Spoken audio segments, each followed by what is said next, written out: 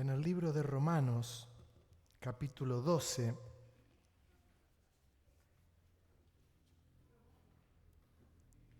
dice el apóstol Pablo, versículo 1, así que hermanos, os ruego por las misericordias de Dios que presentéis vuestros cuerpos en sacrificio vivo, santo, agradable a Dios, que es vuestro culto racional. No os conforméis a este siglo, sino transformaos por medio de la renovación de vuestro entendimiento, para que comprobéis cuál sea la buena voluntad de Dios, agradable y perfecta. Digo pues, por la gracia que me es dada, a cada cual que está entre vosotros, que no tenga más alto concepto de sí que el que debe tener, sino que piense de sí con cordura, conforme a la medida de fe que Dios repartió a cada uno. Porque de la manera que en un cuerpo tenemos muchos miembros, pero no todos los miembros tienen la misma función, así nosotros, siendo muchos, somos un cuerpo en Cristo, y todos miembros los unos de los otros. De manera que teniendo diferentes dones, según la gracia que nos es dada, si el de profecía, úsese conforme a la medida de la fe, o si de servicio, en servir, o el que enseña en la enseñanza, el que exhorta en la exhortación, el que reparte con liberalidad, el que preside con solicitud, el que hace misericordia con alegría. Y sigue el apóstol Pablo. El título del mensaje de hoy es Un culto vivo. El apóstol Pablo habla de cómo es nuestro culto racional y habla de la santidad como algo fundamental. Un culto vivo donde hay sacrificio. Dice que es vuestro culto racional. Hay una gran diferencia en lo que es una reunión y lo que es un culto. Hay cosas que uno tiene que ir entendiéndolas siempre a la luz de las Escrituras. Hay algunos conceptos dentro de nosotros, la cristiandad, que uno los va adquiriendo y que los va recibiendo como una posta y los va tomando. Yo siempre les comento y les digo, ¿cuántas veces hemos dicho Santa Cena, y hasta el hartazgo les digo ahora, hermanos, de ningún lugar dice Santa Cena, es la cena del Señor. Pero por los años, esto ha corrido y va a escuchar a pastores y cantidad de pastores y van a ir a la Santa Cena y la Santa Cena. Cuando uno va a las Escrituras no encuentra en ningún lugar la Santa Cena. Es la cena del Señor. Lo mismo ocurre con cada vez que la iglesia tiene el objetivo de darle culto a Dios. Una cosa es la reunión, voy a una reunión, y otra cosa es voy al culto, que es lo que cada uno debe plantearse cada vez que viene a este lugar. Hoy voy a una reunión, hoy voy a un culto, porque son cosas distintas. Es más, en los horarios de cultos, si mal no recuerdo, dice días de reuniones. Creo que dice días de reuniones, ¿no? ¿Alguno lo tiene presente? Ahí debería decir culto. O nada y el horario directamente. Domingos, 19 horas, miércoles. Pero hay cosas que vienen adquiridas. Y uno las toma. Yo muchas veces pongo y digo, vamos a la reunión, vengan a... En realidad, mal expresado, mala mía, es el culto. Porque no es lo mismo. Aun cuando no es la palabra la que va a marcar la diferencia. Pero sí hace a la actitud. ¿Vengo a darle culto a Dios o vengo a la reunión con los hermanos? Y son cosas distintas. Yo vengo de una escuela, o no nuestra escuela, nuestra visión es la de venir a darle culto a Dios. Porque Él habita en medio de las alabanzas de la iglesia. Y como Él habita en medio de las alabanzas de la iglesia es donde Él se mueve y toca las vidas, transforma los corazones, transforma las ideas, bautiza con el Espíritu Santo, obra con sanidad, a otro le saca una raíz de amargura y el Espíritu Santo obra. Pero hay algo que antecede a esto y es la actitud y la decisión con la que yo vengo al culto a Dios. ¿Vengo a qué? A entregarme. Vengo a entregar mi vida. Vengo a dar mi vida totalmente en alabanza y en exaltación, y si aún me lleva a adoración, que no es lo mismo alabar a Dios, exaltar a Dios, que adorar a Dios.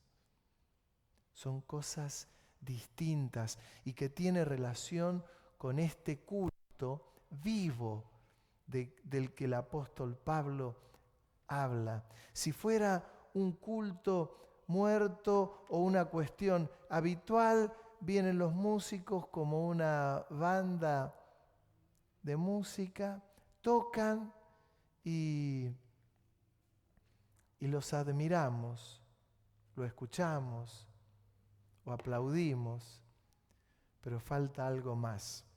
Una iglesia muy linda de nuestra propia organización, estaba allí en Europa, en Inglaterra, muy puntualmente. Era una iglesia muy linda, había mucho culto, había palabra de Dios, había abundancia, pero de alguna manera querían que venga más gente. Tenía que venir más gente, porque es real que queremos darlo a Dios un culto de mayor gloria, y ojalá este lugar pueda estar repleto para la gloria de Dios, para poder darle un culto vivo aún mejor a nuestro Dios. Pero aquella iglesia no quería innovar algo. ¿Vieron cuando dice, no, algo tenemos que innovar, algo tenemos que hacer para que la gente venga y se sienta más cómoda? Entonces no tuvieron mejor idea que poner mesitas redondas y rodeadas con 4 sillas. Otra mesita, 4 sillas, otra mesita, 4 sillas. E invitaban a gente y ponían un café en el medio y le daban café, unas masitas y la banda tocaba. Entonces hasta se habían puesto de acuerdo. Dicen, ni levantemos las manos para no entorpecer a la gente nueva, para que nadie se escandalice. Por favor, nadie hable en lenguas, nadie cante en lenguas. Ninguno hable ni cante en el Espíritu.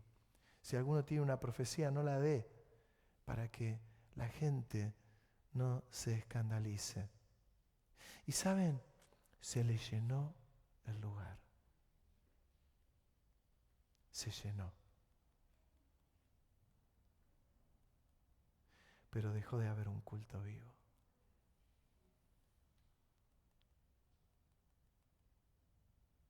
Dejó de haber esa ofrenda que la vida de cada uno de los que estaban ahí le debían dar al Señor. Porque le quiero dar una noticia. No es que le estamos haciendo un favor al Señor alabándole y dándole culto a Él. Nos estamos haciendo un favor nosotros, porque como Él habita en medio de las alabanzas de su iglesia, el Espíritu Santo se mueve. De la otra manera se había llenado el salón de humo, de carne, de café, de masitas. Y se fue ayornando el lugar hasta que un día el Señor les avisó.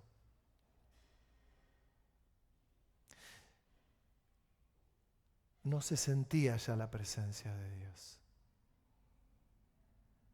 porque había dejado de haber un culto vivo. En el culto vivo tiene relación como cuando David le va a ofrecer una ofrenda a Dios.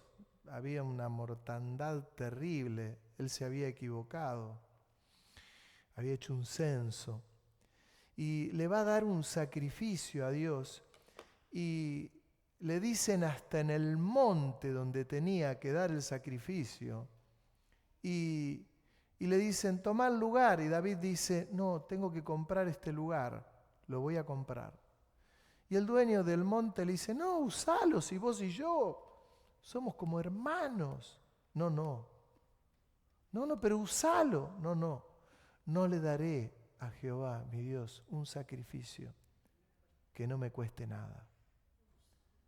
Y el dueño del monte lo entendió y lo compró David y le ofreció un sacrificio.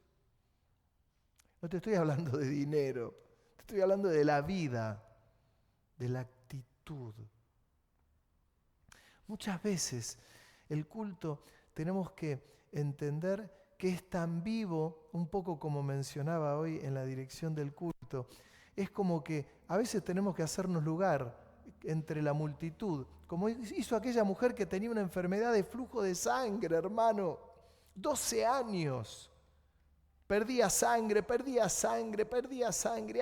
Había visto a todos los que podía ver, que le den un diagnóstico, que le den un tratamiento.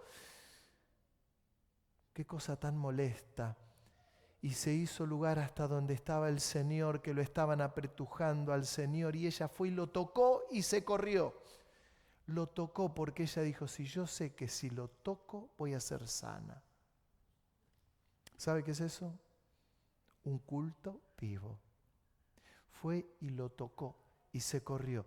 Y el Señor le dijo a todos, ¿quién me ha tocado?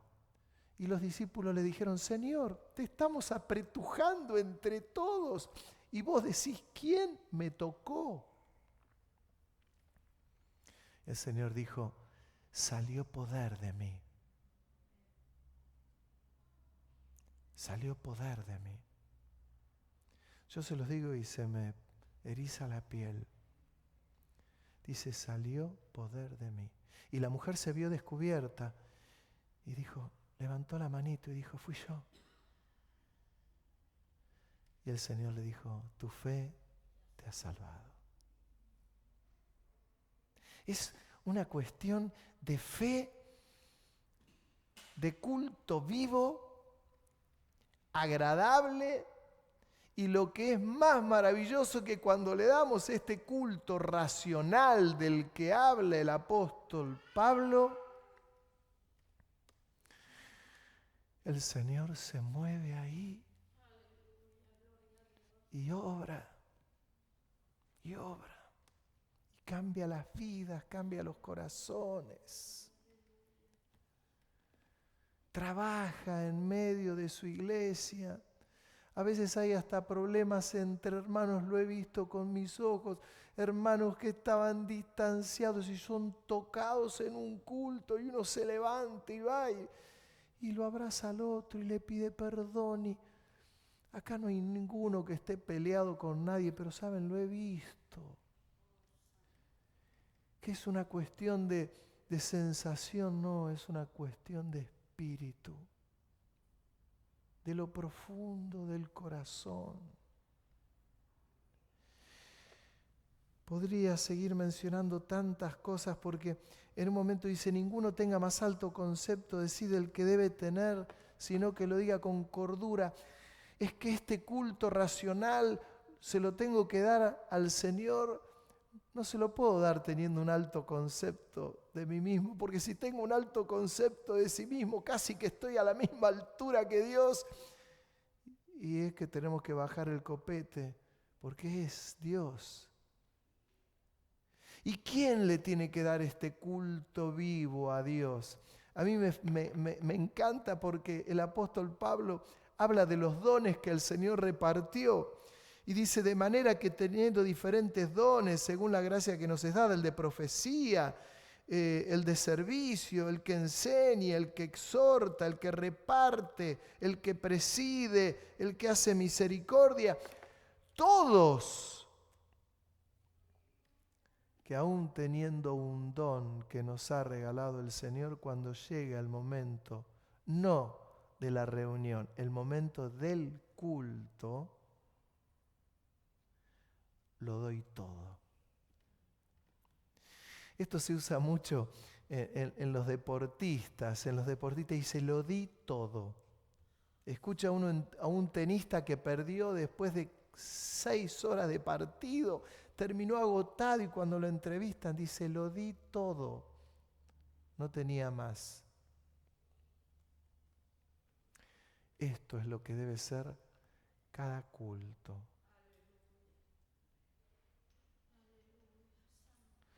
Cada culto lo di todo. Porque los tiempos van cambiando y si el concepto no queda claro, vendrán nuevas generaciones e incorporarán nuevas cosas. Y esto es algo que no solamente no debe retroceder nunca, debe avanzar de tal manera que quememos nuestra vida en la presencia del Señor, de tal manera, hermano, que cada vez sea mejor. Por eso es un culto de mayor gloria. La gente no necesita que nosotros le resolvamos el problema. Por eso nuestra iglesia está tan en contra de la sanidad interior y todo esto que es un manoseo tan grande. La verdadera sanidad ocurre en la presencia de Dios.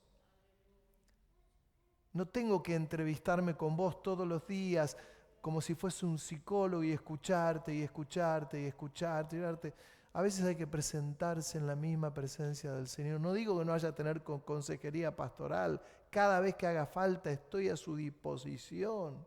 Pero sepa que yo voy a lo voy a llevar a la misma presencia de Dios porque el que tiene que obrar en su vida es el Espíritu Santo, que va a usar los canales, la vida de hermanos, mi vida, que va a usar nuestras vidas. Pero es el Espíritu Santo el que como un río sacude nuestras vidas y saca todo lo que tiene que sacar. No hay otra cosa. Por eso es tan importante el culto vivo. Casi daría para un poquito más, pero mire lo que dice en Génesis. Se lo voy a parafrasear, pero en Génesis capítulo 22 es interesante porque dice que Dios lo probó a Abraham y le dijo que tome a su hijo, su único hijo, se lo dice así, a quien amas, y vete a la tierra de Moria y ofrécelo allí en holocausto. Listo, cerremos la cortina. Mire si no era un culto vivo. Dios le dice a Abraham, llévate a tu hijo al monte Moria y ofrécelo como un sacrificio.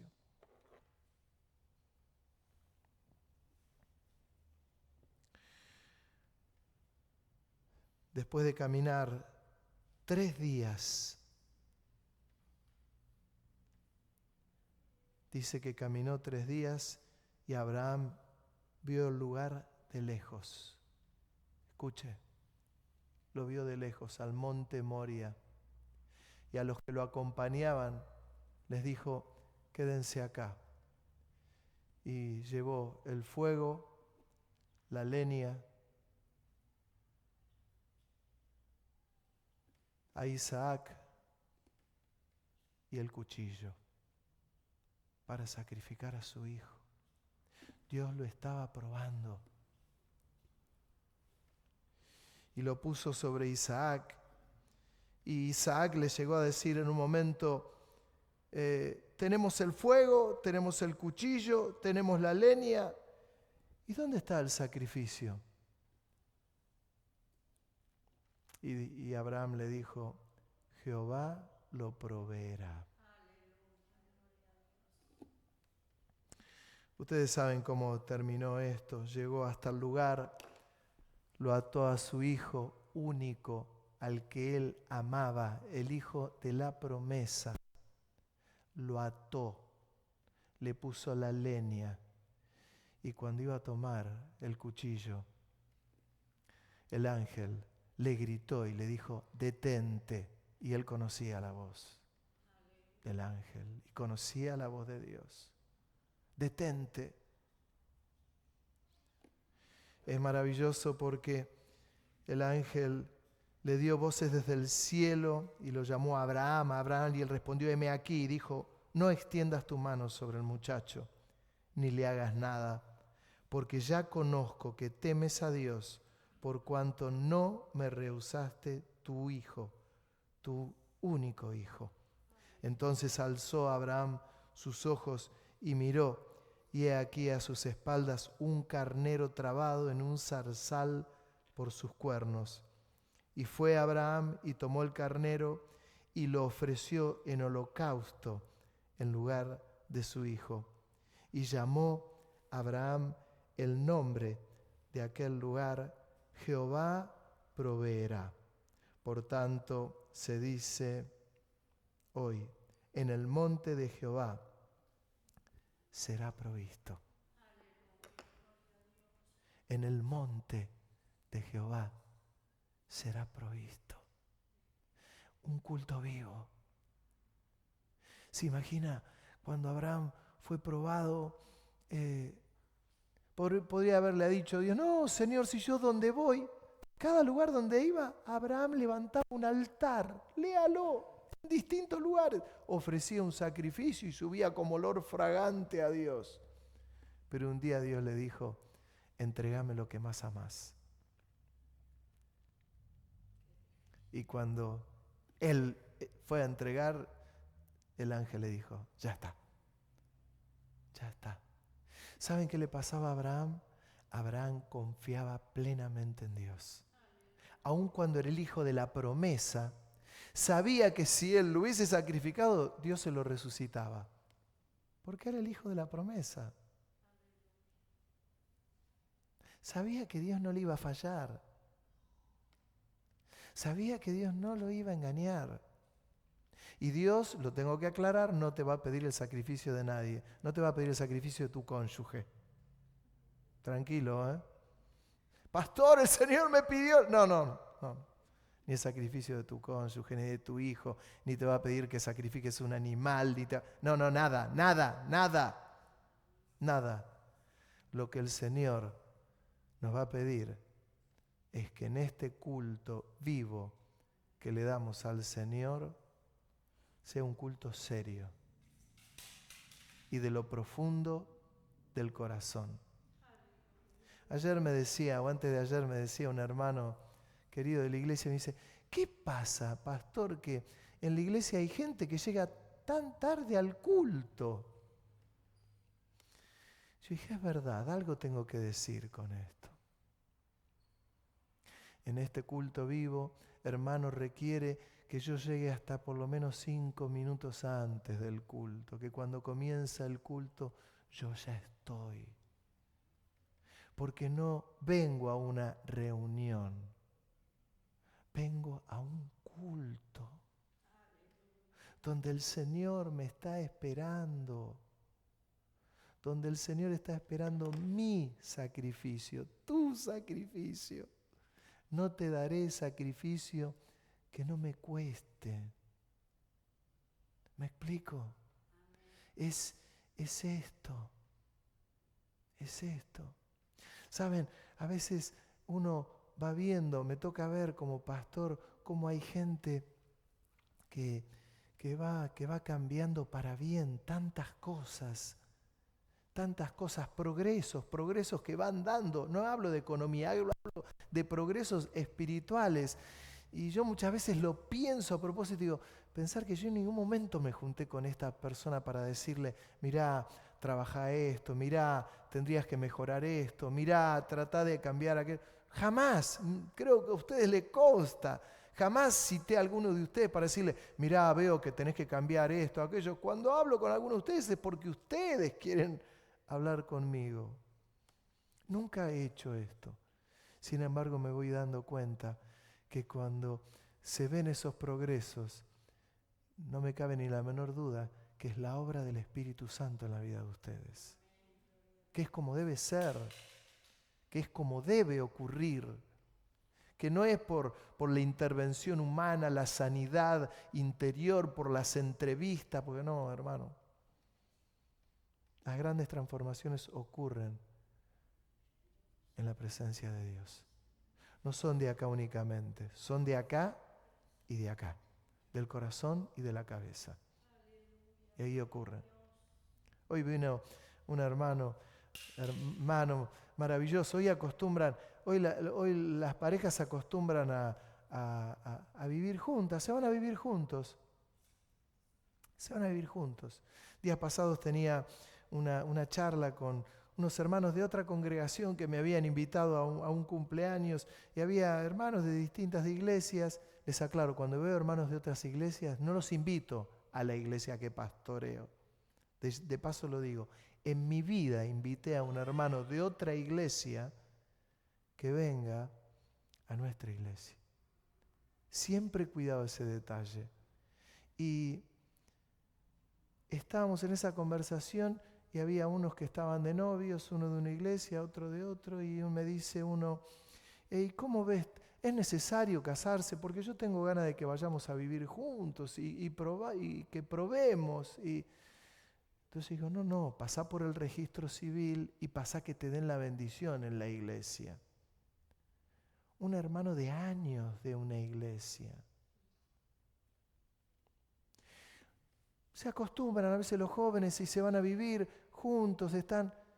Y hoy me encuentro con casos en la iglesia sin que jamás yo les haya dicho nada. Y vienen los hermanos y me dicen, pastor, tengo turno para casarme en tal fecha. Y yo digo, gloria a Dios. Y uno dice, ¿alguien les dijo algo? ¿Alguien los apuró? No. Es como que el Espíritu Santo obra. Es como que no, el Espíritu Santo obra en sus vidas y trabaja.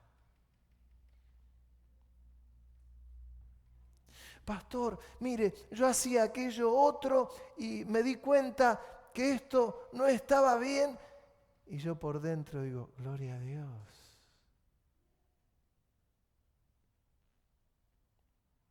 ¿Entiende?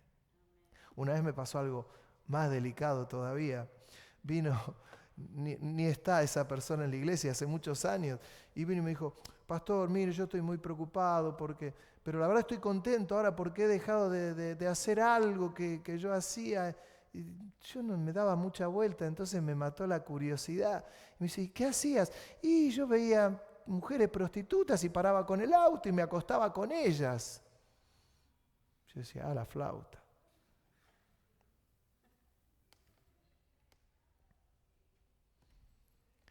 el Espíritu Santo le habló, le dijo, basta. Pero es el obrar del Espíritu Santo. Y para esto termino como comencé. Esto es un culto vivo. Esto es tener un culto vivo. No, es que a mí yo quiero otra cosa, y yo quiero que el pastor me esté encima, que yo quiero que... Y bueno, hermano, si usted quiere que esté encima, lo puedo entrevistar todas las veces que usted quiera. Tengo la agenda recontra libre, quiere mañana, quiere hoy, tener una charla, tenemos hoy una charla. Me causa gracia porque muchos de ustedes a veces, algunos de ustedes me dicen, tengo que hablar, ¿cuándo podemos hablar? Y hermanos, si lo tuyo es urgente, hablemos hoy, porque por algo querés hablar. Yo me manejo así. Pero cómo me gusta cuando el Espíritu Santo obra en el culto y toca las vidas, toca los corazones, obra con poder, transforma, libera, limpia. Son interminables los conceptos. Y hermano, no importa lo que el Señor te ha dado. No importa si sos maestro de escuela dominical, no importa si sos diácono, no importa si sos anciano, no importa si soy el pastor, no importa si dirigís cultos, si sos músico, si sos cantor, si sos sonidista, no importa si sos el que limpias la iglesia. Es lo mismo que el que profetiza, es lo mismo que el que sirve, es el que preside, como decía Pablo. Todos somos llamados a darle un culto vivo, racional y vivo.